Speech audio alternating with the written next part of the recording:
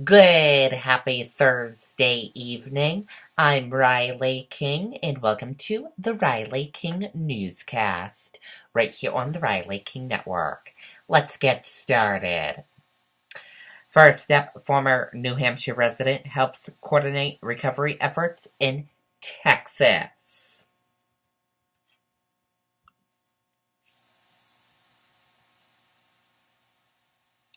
A former New Hampshire resident is helping coordinate relief efforts in the coastal city of Rockport, Texas, where Hurricane Harvey first made landfall.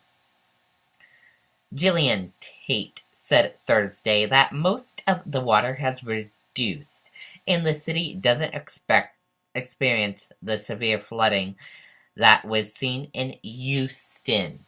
But about 90% of the buildings in the city are damaged. Tate, a former Walpole volunteer firefighter and a graduate of the University of New Hampshire, has lived in Rockport since 2003. She said she evacuated her children and pets, then returned Saturday to help. Tate, the public information officer for the Rockport Fire Department, is coordinating people who are helping first responders. The small city, with a population of nearly 8,800 people, has a curfew in place, but Tate said first responders are operating around the clock. She said there is also no reliable water supplies. With so much damage to the city, people are sheltering wherever there is space.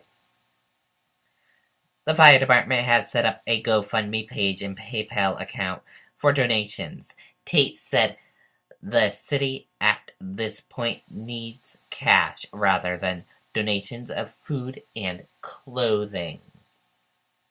She said everyone is overwhelmed by the support they have received, adding that they even heard from the fire department in Rockport, Maine.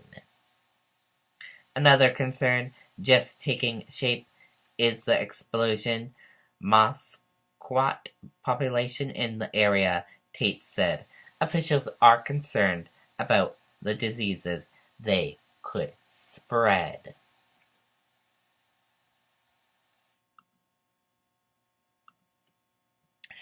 White House says Trump will donate $1 million to hurricane aid.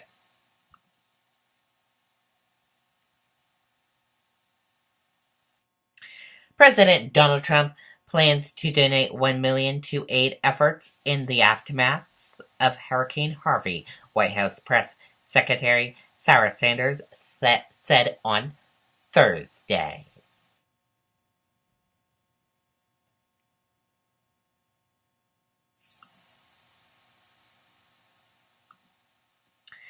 Michelle Carter's lawyers filed notice of appeal in texting suicide case. Michelle Carter's legal team has taken a new step towards appealing her manslaughter conviction in a court case that attracted widespread attention. Carter, 20, was convicted in June by a judge who said her final instructions to Conrad Roy III caused his death. Carter was 17 when Roy, who was 18, was found dead of carbon monoxide poisoning in a truck in July of 2014. Carter was given a jail sentence, but the judge granted the defense motion that will keep Carter out of jail until her appeals in state courts are exceeded. Her attorney, led by Joseph Cardole, have now filed a document with the Juvenile Court Divisions of Bristol Court that officially starts the appeal process. If the judge decides all upheld, Carter faces a 2 years jail sentence and 5 years of probation. Carter also faces a legal battle with Roy's family. Lynn Roy, his mother, is seeking more than $4.2 million in lost future wages. The text message and phone records between Carter and Roy were crucial evidence at the trial and will also be key in the wrongful death lawsuit.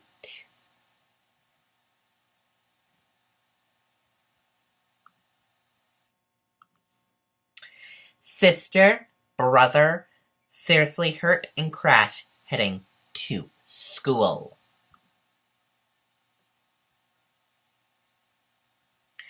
A sister and brother were seriously hurt in a crash Thursday morning while on their way to the first day of school in Pittston.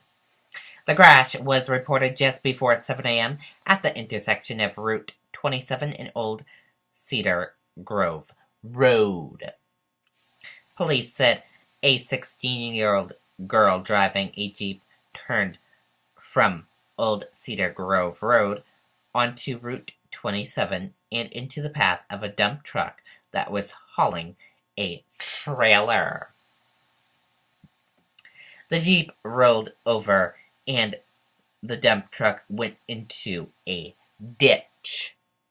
The teen driver and her 12-year-old brother were seriously hurt but are expected to survive, police said. The dump truck suffered minor injuries.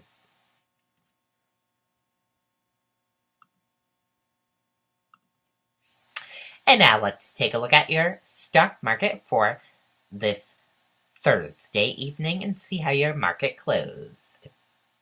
The Dow Jones Industrial Average closed in the green and went up. S&P 500 Index closed in the green and went up. NASDAQ closed in the green and went up. RUSS 2K closed in the green and went up.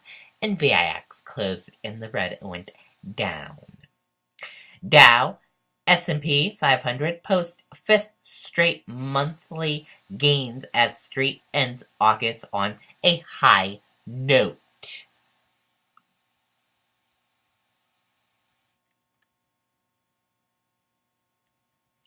U.S. stocks closed higher on Thursday, the last trading day of the month, as Wall Street ended August on a high note. Investors also designated a broad thaw of economic data ahead of the key employment report.